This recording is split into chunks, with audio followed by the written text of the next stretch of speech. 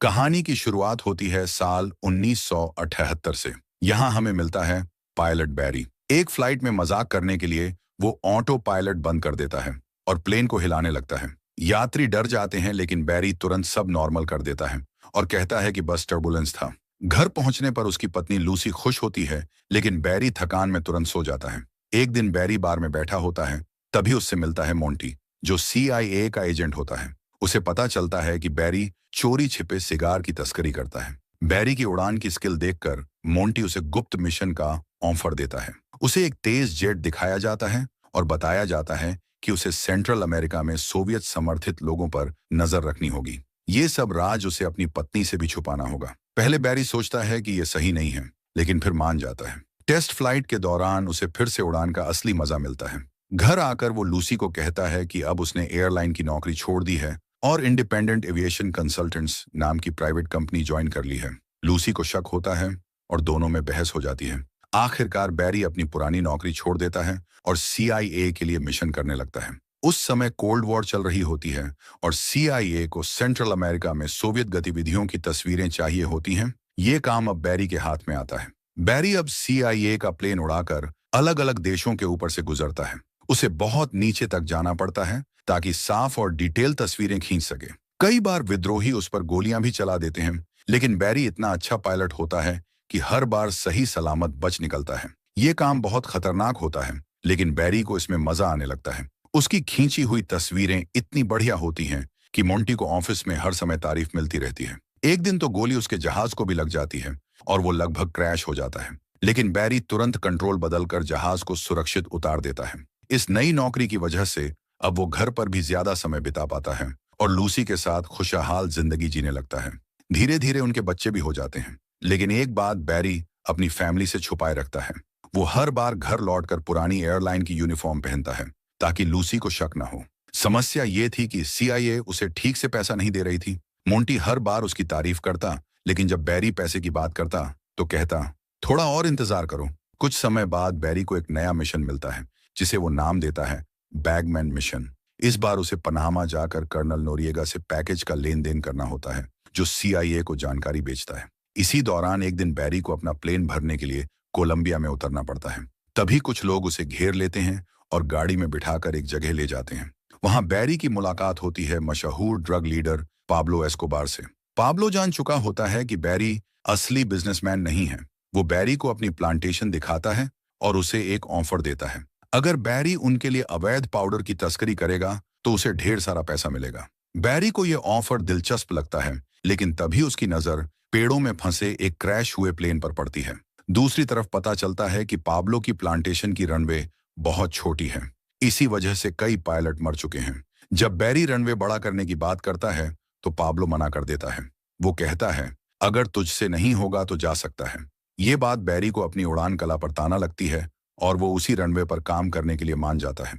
अब पाब्लो चाहता है कि बैरी सामान मियामी तक ले जाए, लेकिन बैरी को यह बेहद खतरनाक लगता है। इसलिए वो नया आइडिया देता है, सामान को सीधे लुइजियाना में ऊपर से गिरा दिया जाएगा। वहां उसके आदमी उसे उठा लेंगे। बैरी उन्हें सिखाता है कि पैकेज को कैसे पैक करना है ताकि गिरने पर टूटे नहीं। साथ ही वो उन्हें समझाता है कि ज्यादा सामान डालने से जहाज उड़ ही नहीं पाएगा। जब बैरी उड़ान भरने लगता है तो लोग जबरदस्ती उसके साथ एक गार्ड भेजना चाहते हैं। बैरी मना कर देता है और फिर से वजन का कारण समझाता है।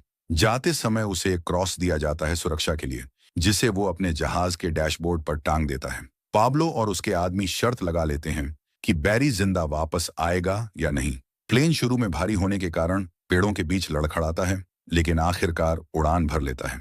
बैरी चैन की सांस लेकर उस क्रॉस को चूमता है। जब वो अमेरिकी इलाके में पहुंचता है तो उसका प्लेन मिलिट्री राडार पर पकड़ में आ जाता है, लेकिन बैरी पहले से तैयार रहता है और ऑनिल प्लेटफॉर्म्स के पास से ऐसे उड़ता है कि उसे कंपनी के हेलीकॉप्टर समझ लिया जाता है। आखिरकार लुइजियाना पहुंचकर बैरी ऑटो पायलट लगाता है, हैच खोलकर पैकेज गिरा देता है और जमीन पर खड़े लोग उसे उठा लेते हैं। बाद में बैरी पाब्लो के साथ जश्न मनाता है। पाब्लो उसे पैसों से भरा बैग देता है और अगले काम की तैयारी करने लगता है।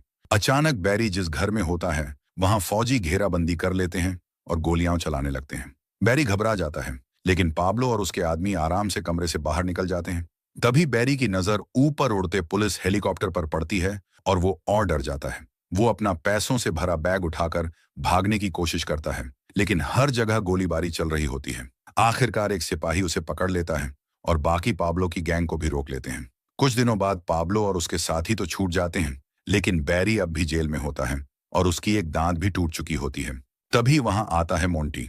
वो बताता है कि पुलिस को अब पता चल चुका है कि बैरी तस्करी करता है और कल ही उसके घर की तलाशी ली जाएगी। बैरी अपने परिवार को मुसीबत में नहीं डालना चाहता और मोंटी से मदद मांगता है। मोंटी तैयार हो जाता है, लेकिन बदले में बैरी को निकारागुआ के विद्रोहियों तक हथियार पहुंचाने का काम करना होगा। मजबूरी में बैरी ये सौदा मान लेता है। जल्द ही बैरी जेल से बाहर आ जाता है, लेकिन तलाशी का आदेश मोंटी रुकवा नहीं पाता। बैरी को अपना परिवार बचाने के लिए CIA की तरफ से अरकनसास में नया घर दिया जाता है। वो रात के 4 बजे घर पहुंचता है और सबको जगाकर जल्दी जल्दी सामान पैक करने को कहता है। लूसी हैरान होकर वजह पूछती है, लेकिन बैरी सिर्फ इतना कहता है, मुझ पर भरोसा करो। परिवार जल्दबाजी में घर छोड़ देता है और ठीक उसी वक्त पुलिस तलाशी लेने पहुंचती है। अरकनसास पहुंचकर फैमिली को एक छोटा और सुनसान सा कस्बा दिखता है, जहां ज्यादा लोग भी नहीं रहते। नया घर भी जंगल के बीच होता है और काफी टूटा फूटा होता है। मोंटी वहीं पास इंतजार कर रहा होता है। बैरी उसके साथ निकल जाता है और बिना कुछ बताए लूसी को छोड़ देता है। अब लूसी को बैरी पर शक होने लगता है। दूसरी तरफ बैरी और मोंटी एक प्राइवेट एयरपोर्ट पहुंचते हैं। मोंटी बताता है कि घर से लेकर यहां तक की जमीन अब बैरी की ही होगी। फिर वो एक नक्शा दिखाता है जिसमें हथियार पहुंचाने के सुरक्षित रास्ते बने होते हैं, ताकि आर्मी बेस से बचा जा सके।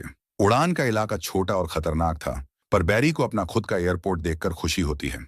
उसे वहीं पैसे का बैग भी मिलता है, तो वो काम लेना मान जाता है। घर लौटकर लूसी बहुत गुस्से में फट पड़ती है और बैरी के पास सच छुपाने की कोई जगह नहीं बचती। उसे सब बता देना पड़ता है। बैरी सारे पैसे लूसी के सामने रख देता है ताकि वो परिवार की जरूरतें पूरी कर सके, पर लूसी अब भी चिंतित रहती है। साल 1981 में बैरी अपनी पहली डिलीवरी करता है, पर स्थानीय लोग बंदूक में रुचि नहीं लेते। वे बैरी के महंगे कपड़े और चश्मा चुरा लेते हैं। जब बैरी मोंटी से शिकायत करता है, तो मोंटी कहता है कि बैरी को सामान सही समय और सही जगह पर पहुंचाना होगा। धीरे धीरे सामने आता है कि बैरी सीधे सैनिकों को नहीं दे रहा। उसका असली मकसद नागरिकों को लड़ाई के लिए तैयार करना है। अगली उड़ान पर बैरी खुद को बचाने के लिए बैठ भी ले जाता है और पहले कुछ गिफ्ट जैसे मैगजीन और शराब छोड़कर लोगों का भरोसा जीतने की कोशिश करता है। तभी पाब्लो और उसके लोग फिर से सामने आ जाते हैं और बैरी से फिर तस्करी करने को कहते हैं। अब जब बैरी के पास CIA का नक्शा और रास्ते हैं, तो वो पाब्लो का ऑफर स्वीकार कर लेता है। इस तरह बैरी लगातार डिलीवरी करने लगता है। आरकनसास से हथियार उठाता है, नक्शे की मदद से कानून से बचता हुआ उड़ता है और आखिरकार पाब्लो के हेडक्वार्टर पर लैंड कर देता है। बैरी का खेल और बड़ा होने लगता है। कोलंबियाई लोग ज्यादातर हथियार अपने पास रख लेते हैं और उसके प्लेन में अपना माल भर देते हैं। बैरी उसे ट्रेनिंग कैंप तक पहुंचाता है, जहां से वो माल बोट के जरिए मियामी भेजा जाता है। बैरी खुद भी कुछ बैग साथ ले जाता है और बीच रास्ते पनामा में रुकता है, जहां कर्नल नोरिएगा उसे सुरक्षा देता है। बदले में नोरिएगा को भी थोड़ा माल इनाम में मिलता है। लुइजियाना लौटकर बैरी बाकी पैकेज दलदलों में गिरा देता है, जहां से डीलर उन्हें उठा लेते हैं। अब बैरी साइड बिजनेस से बहुत पैसे कमाने लगता है। काम इतना बढ़ जाता है कि वो 4 और पायलट रखता है, जिन्हें वो मजाक में स्नोबर्ड्स कहता है। ये सब अलग अलग उड़ान भरते हैं ताकि मुनाफा ज्यादा हो। एक दिन मोंटी बैरी को बड़ी खबर देता है। अमेरिकी सरकार चाहती है कि विद्रोहियों को बैरी की जमीन पर लाकर ट्रेनिंग दी जाए। जल्द ही बैरी के सारे जहाज लोगों को लाने ले जाने लगते हैं। विद्रोही अपने गरीब मोहल्लों से निकलकर बड़े सपनों में फंस जाते हैं, क्योंकि उन्हें अमेरिकी ड्रीम का झूठा भरोसा दिया जाता है। धीरे धीरे अरकनसास में पूरा ट्रेनिंग बेस तैयार हो जाता है, जहां इन युवाओं को हथियार चलाना सिखाया जाता है। बैरी भी तस्वीरें खींचने और माल पहुंचाने का काम साथ साथ करता रहता है। अब कस्बे के कुछ लोग शक करने लगते हैं, लेकिन बैरी आसपास इतने प्रोजेक्ट करवा देता है कि सब खुश होकर चुप्पी साध लेते हैं। साल 1982 तक आते आते बैरी नई कार खरीद लेता है और अपना पूरा घर भी शानदार तरीके से बनवा देता है। लेकिन समस्या ये थी कि उसके पास अब भी इतना पैसा बचा रहता कि बैंक में सब जमा करना नामुमकिन था। वो केवल थोड़ा थोड़ा ही डाल सकता था, वरना उसकी गैर कानूनी कमाई का राज खुल जाता। बैरी पैसे छुपाने के लिए नया तरीका निकालता है। वो शहर में कई नकली कंपनियां खोल देता है और लोकल लोगों को बेवकूफी भरे काम पर रखता है, ताकि सबको लगे सब कुछ सही चल रहा है। धीरे धीरे वो अपने एयरपोर्ट के लिए नए जहाज भी खरीद लेता है। लूसी को भी ये शाही जिंदगी पसंद आने लगती है और वो बैरी के साथ पाब्लो की शानदार पार्टियों में जाने लगती है। एक रात तो बैरी प्लेन उड़ाते उड़ाते दोनों हद से ज्यादा करीब हो जाते हैं। पैसा इतना ज्यादा आने लगता है कि अब घर में रखने की जगह ही नहीं बचती। बैरी मजबूर होकर पैसे के बैग पिछवाड़े में गाड़ने लगता है, लेकिन एक दिन कुत्ता जमीन खोदकर एक बैग निकाल देता है। फिर लूसी का भाई जेबी भी कुछ बैग देख लेता है। बैरी जब खलिहान का दरवाजा खोलता है तो ढेर सारे पैसों के बैग उस पर गिर पड़ते हैं। आखिरकार वो पैसा घोड़ों के चारे के बीच छुपा देता है। इसी दौरान जेबी नई कार और एक गर्लफ्रेंड लेकर घर आ जाता है जो नाबालिग लगती है। लूसी तुरंत उस लड़की को दूर कर देती है और बैरी गुस्से में जेबी को फिजूल खर्ची के लिए डांटता है। साल 1983 में बैरी और उसकी टीम थकान के बावजूद मिशन पर जाते हैं, लेकिन उस रात वापसी के दौरान उनकी गलती हो जाती है और सरकारी रडार उन्हें पकड़ लेता है। अब उनके पीछे आर्मी के जेट लग जाते हैं। बैरी जानता था कि उनकी स्पीड का मुकाबला नहीं कर सकता, इसलिए वो टीम को कहता है कि धीरे उड़ो और पूरी रात समुद्र के ऊपर चक्कर लगाते रहो। आखिरकार आर्मी जेट का फ्यूल खत्म हो जाता है और उन्हें वापस लौटना पड़ता है। कुछ समय बाद एफबीआई की नजर इस छोटे से कस्बे पर जाती है जहां अचानक बहुत ज्यादा पैसा घूमने लगता है। एफबीआई का एजेंट उस छोटे शहर में आता है और देखता है कि यहाँ बैंकों की संख्या गजब की है और सड़कों पर लग्जरी कारों की लाइन लगी हुई है। इसी बीच बॉर्डर पेट्रोल भी बैरी के जहाज पकड़ लेता है और इस बार वो तेज जेट नहीं बल्कि आम प्लेन भेजते हैं जो बैरी के प्लेन की रफ्तार से मेल खा सके। बचने की कोशिश में बैरी अचानक मोड़ लेता है और सीधे शहर की सड़क पर प्लेन उतार देता है। एक कार टकराने से बचने के लिए सड़क से नीचे उतर जाती है और बैरी का जहाज साइन बोर्ड तोड़ता हुआ आगे बढ़ता है। फिर पेड़ों और एक घर के पिछवाड़े में जा टकराता है, लेकिन बैरी बिना सोचे समझे अपना पैसों का बैग उठाता है, वहां के लोगों को कुछ नोट थमाता है और फिर एक बच्चे की साइकिल लेकर फौरन भाग जाता है। इसी बीच पाब्लो सरकार के खिलाफ युद्ध का ऐलान कर देता है और उसकी पूरी टीम को कोलंबिया से निकाल दिया जाता है। वो सब जाकर निकारागुआ में बस जाते हैं। बैरी तुरंत पाब्लो से मिलने निकल जाता है। तभी उसका साला जेबी मौका पाकर एक बैग पैसा चुरा लेता है और शहर में पहुंच जाता है। शेरिफ उसे देख लेता है और सड़क पर ही पकड़ने के लिए पीछे पड़ जाता है। एफबीआई एजेंट भी उनके पीछे लग जाता है। लूसी घबराकर बैरी को फोन करती है, लेकिन वो पाब्लो के साथ नई डील खत्म किए बिना नहीं जा सकता, जो पहले से भी ज्यादा खतरनाक थी।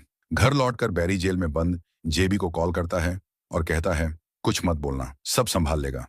फिर बैरी पाब्लो को फोन करके कहता है कि जब तक जेबी का मामला निपट नहीं जाता बिजनेस रोकना पड़ेगा, लेकिन पाब्लो कहता है कि वो इस समस्या का हल निकाल देगा। कुछ ही घंटों में जेबी जेल से बाहर आ जाता है।